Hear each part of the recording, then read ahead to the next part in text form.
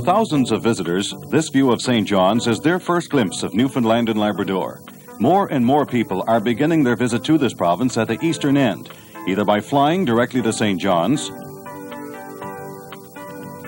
or by taking the Marine Atlantic Ferry to Argentia.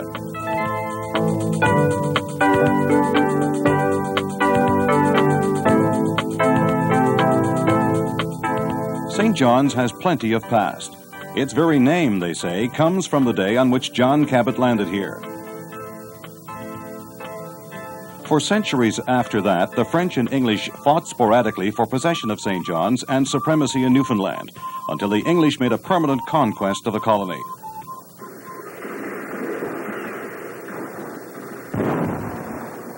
Signal Hill National Historic Park, situated high above the city, offers a postcard view of the harbor and coastline.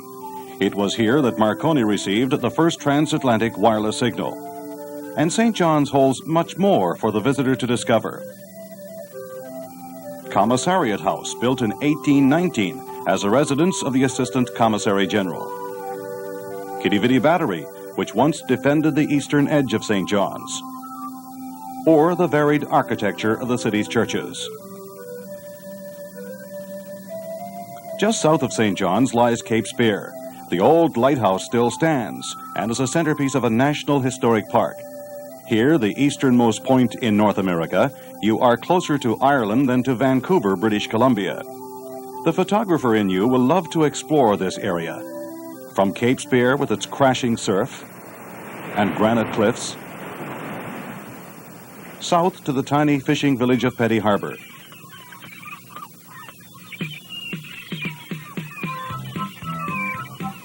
And on to Bay Bulls and Witless Bay with its seabird colonies, where a boat tour brings you to see puffins and kittiwakes.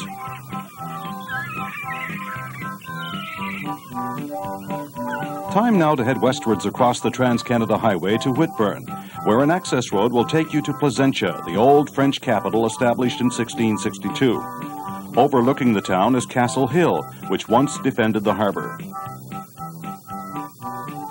Nearby, the Cape St. Mary's Ecological Reserve is a photographer's dream. Here, in a natural gallery, you can see the second largest nesting colony of gannets in North America.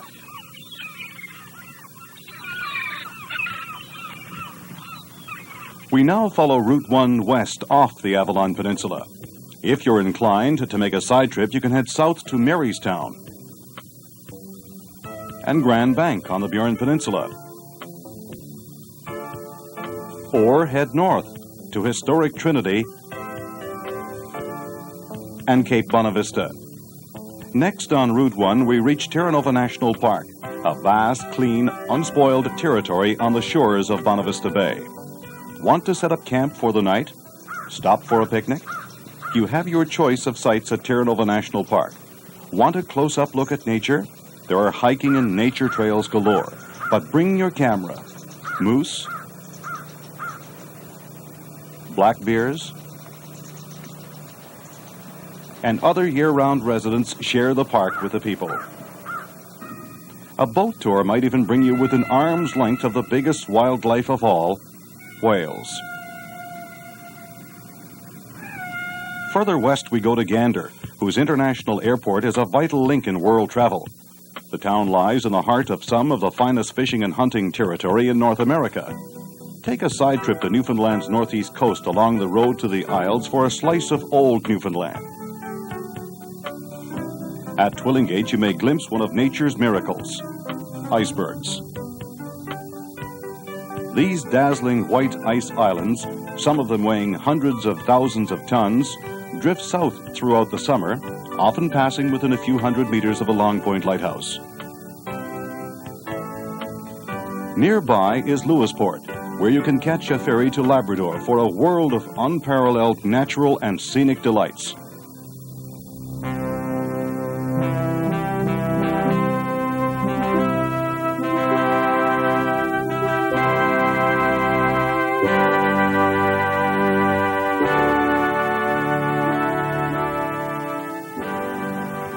Grand Falls, 465 kilometers west of St. John's, is a forestry town. The woodlands around it support a major pulp and paper mill.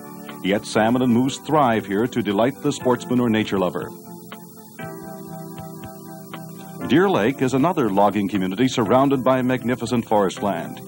Here you might stop in at one of the province's visitor information centers for advice on things to see and do. Turn off the main highway at Deer Lake onto Route 430, the Viking Trail, a drive steeped in natural and human history. At Big Falls, just off Route 430, you can watch Atlantic salmon leaping the rapids on their way to spawn. In Grossmorn National Park in the Bombay area, you can find scenery that ranks with the most unforgettable of any in North America. Plant your easel or tripod just about anywhere, and you'll find something to inspire the eye. Winding fjords and rugged mountains, beaches and wildlife.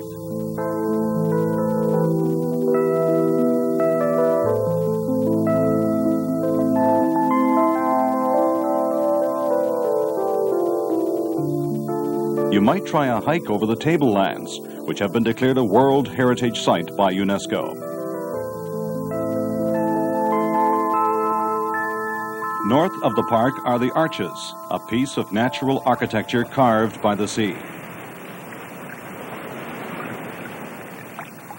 At Port au Soir, a National Historic Park holds ancient human artifacts. Archaeologists uncovered there an Indian burial ground dating back over 4,000 years.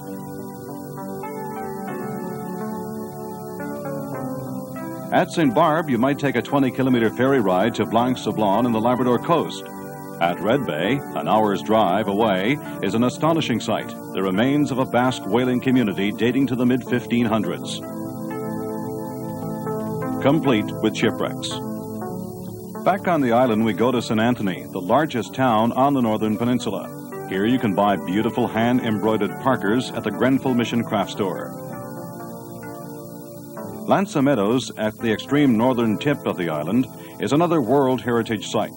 5 centuries before the voyages of Columbus, Viking explorers established a settlement here. We return to Deer Lake to end our tour of the Viking Trail. A short distance west of Deer Lake is the Humber River, one of the world's great salmon rivers. At its mouth is the city of Brook, which has one of the prettiest settings of any community in the province.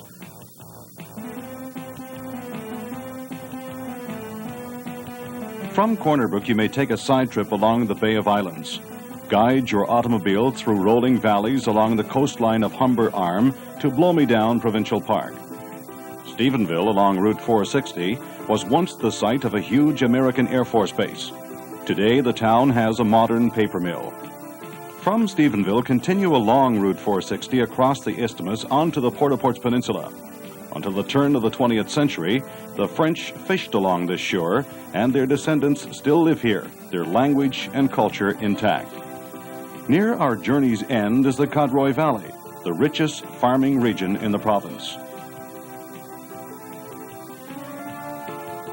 Our departure point is Port aux Basques, on the southwest corner of Newfoundland.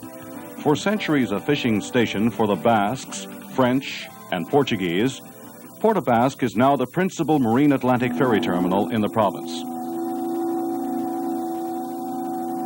Now that you've seen a few of the sights, there are still the sounds, because every summer the province blossoms with events.